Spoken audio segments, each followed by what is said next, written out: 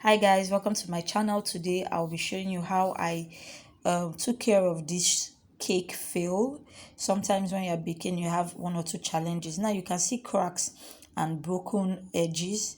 It's because I've added too much vegetable oil to my chocolate cake recipe. I used butter and I used a lot of vegetable oil because I wanted a very soft moist cake. And what happened was the cake started crumbling. Cake started crumbling a lot. So I've used a very light simple syrup on it. I didn't soak it too much. Like I said, the cake is already soft and crumbling, so there's no need to make it worse. Now you can see this luxurious, beautiful chocolate ganache. I have a video down that I will link below with that, and I talk about the ganache and how I prepared it. So you can see how thick this ganache is.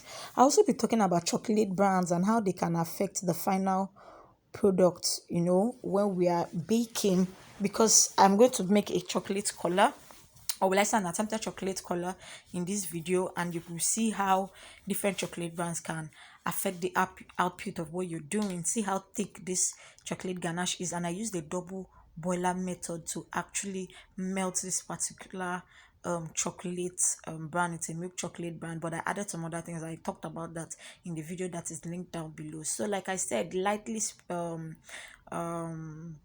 put the simple syrup because the cake is already soft.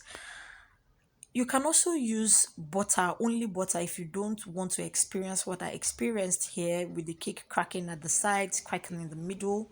So another thing you should also understand is that if your cake layers are not even, like this layer of cake that I've put on top is a lot bigger than the other layers, and you can see it's about to fall apart and break into two pieces. So what I've done is quickly hack off the excess weight that wants to make it to break into two. So these are simple tricks and simple things that bakers need to know how to do on the go, or in the first instance you can trim the cake before you even put it on top. But this is what I did. I put it on top and quickly hacked off that part. You can see that the cake cracked a bit. I had to freeze it overnight. You can put it for at least 2 hours. So I had to freeze it overnight. I'm going to transfer it into another board, a white board, because that's what I actually want to use for my cake. So like I said earlier on, don't panic. Different things happen, especially when you are baking.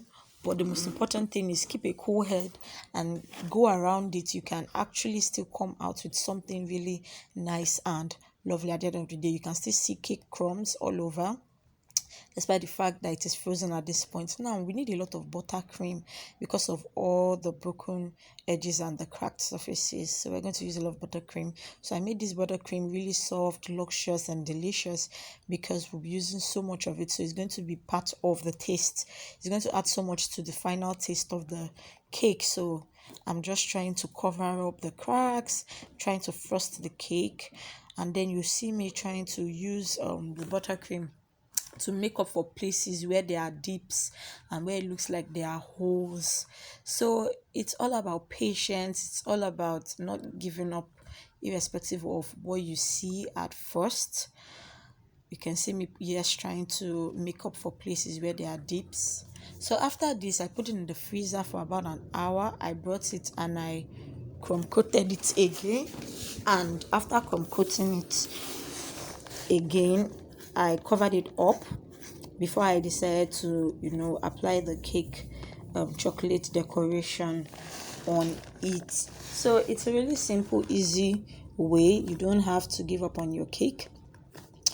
All you have to do is just find ways around it, and you still have a great cake at the end of the day.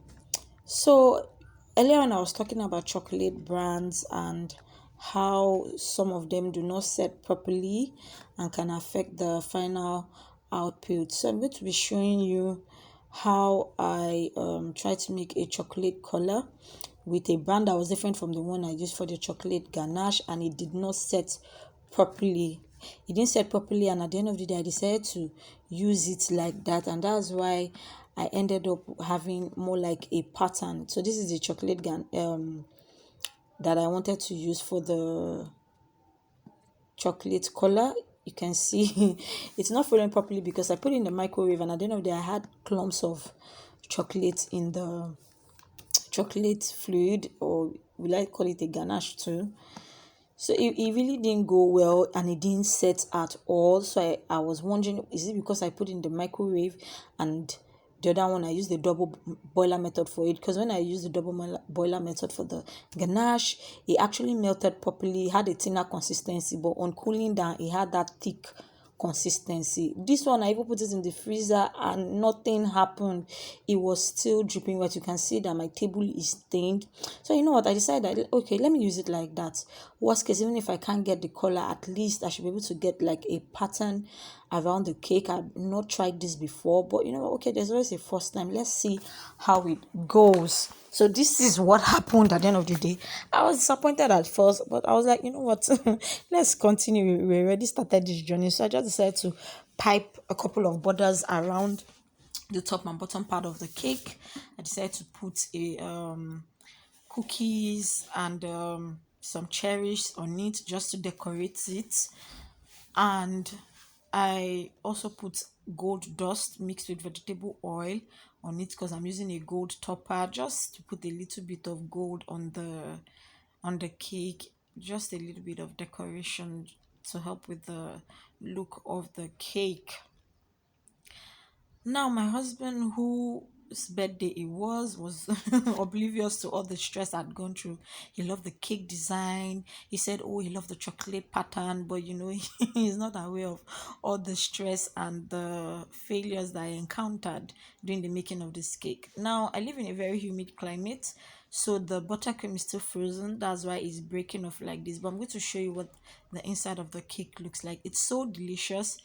I'm filming this on the day of his birthday. I've already shared like half of the cake and tasted it before I even said, okay, let me show my YouTube community what the cake looks like on the inside. So this is what it looks like. You can see that ganache. It's so beautiful. It makes it look more like a chocolate mud cake. It's really soft. It's more like a melt in your mouth chocolate cake. You can see the way it breaks easily. It's so soft. It's so nice and delicious. Everyone loved it without knowing all the stress that I went through just to get this. Thank you for watching. Please subscribe. Bye.